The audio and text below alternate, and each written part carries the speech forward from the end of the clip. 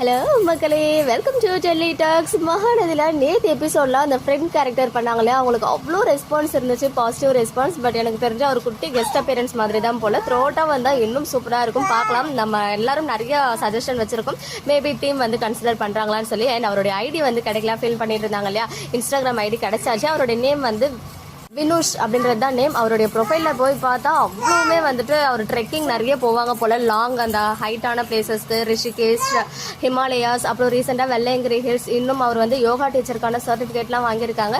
ஒரு ஆக்டிங் ரிலேட்டடாக ஏதாவது இருக்கும் அப்படின்னு நினச்சிட்டு தான் போனோம். பட் பார்த்தா வேறு லெவலில் இருக்குது. ஸோ ரொம்ப ட்ரெக்கிங் அட்வென்ச்சர்லாம் வந்து லைக் பண்ணுற ஒரு பர்சன் போல. அவருடைய ப்ரொஃபைல் போய் பார்த்தாலே எல்லாமே தெரிஞ்சிடுச்சு.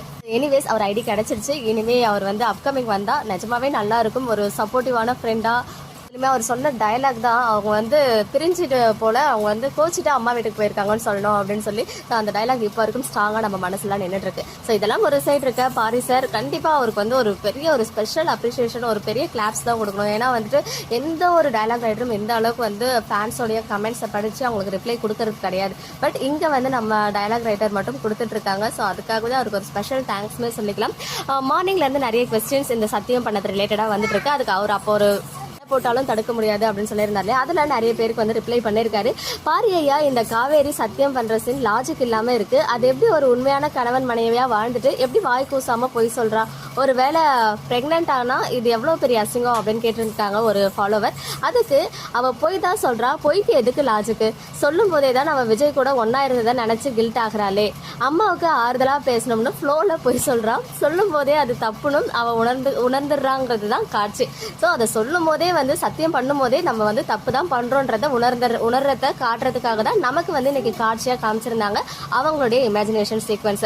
ஸோ அது பொய் தானே சொல்றா, பொய்க்கு எதுக்கு லாஜிக் அப்படின்னு சொல்லிட்டு நம்ம பாரி சார் சொல்லியிருக்காரு. அண்ட் இன்னொரு முக்கியமான விஷயமே வந்து சொல்லியிருந்தாங்க. என்ன அப்படின்னு பாத்தீங்கன்னா, ஃபாலோவர் கேட்டிருக்காங்க, காவேரிக்கு அவங்க அம்மாவோ இல்ல டோட்டல் ஃபேமிலியோ இம்பார்ட்டண்டா இருக்கலாம் இப்போதைக்கு, ஆனா அவங்களுடைய மெயின் விஷன் வந்து வெண்ணிலா தான். அதில் வந்து ஷார்ப்பான ஒரு டெசிஷன் நம்ம விஜய் சைட்ல இருந்து கிடைக்கணும்னு எதிர்பார்க்குறாங்க. அதாவது அவங்க சொல்லி விஜய்க்கு தெரியக்கூடாது, விஜயா அதை ஃபைன் பண்ணி அதுக்கான சொல்யூஷனை கொடுக்கணுன்றது தான் காவேரியோடைய எக்ஸ்பெக்டேஷன். அதுக்கு கிளாரிட்டி கிடைக்கிற வரை அவங்க ஃபேமிலியை ஒரு ரீசனாக வச்சு ப்ரிட்டன் பண்ணிக்கிறா, அவ்வளோதான் அப்படின்னு சொல்லியிருக்காங்க. ஸோ ப்ராமிஸ்லாம் சும்மா, his hope to her is her first priority for the present situation சொல்லியிருக்காங்க ரேணு அப்படின்றவங்க. அதுக்கு பாரி சார் கரெக்டாக அந்த கிளாரிட்டி கிடைக்கிற வரை தான் ஃபேமிலியை ரீசனாக வச்சு ப்ரிட்டன் பண்ணிக்கிறா அப்படின்னு சொன்ன அதை மட்டும் எடுத்து போட்டு அதுக்கு ரிப்ளை கொடுத்திருக்காரு. காவேரி வந்து அவங்க அப்பாவோட போட்டோ வச்சுக்கிட்டு இதை தான் சொல்லியிருப்பா, ஒருவேளை எனக்கு கிளாரிட்டி கிடைக்காததால அம்மாவை காரணம் சொல்லி தப்பிச்சுக்கிறனோன்னு தெரியலப்பா அப்படின்னு பேசுவா. அதை நீங்க கரெக்டா கனெக்ட் பண்ணி எடுத்து பாக்குறீங்க, ரொம்ப மகிழ்ச்சியா இருக்கு அப்படின்னு சொல்லி. எஸ், மகாநதி ஃபேன்ஸ்லாம் அப்படிதான் ரொம்ப டீப்பா நாங்க வந்து எல்லாத்தையும் கனெக்ட் பண்ணி திங்க் பண்ணி பார்ப்போம்.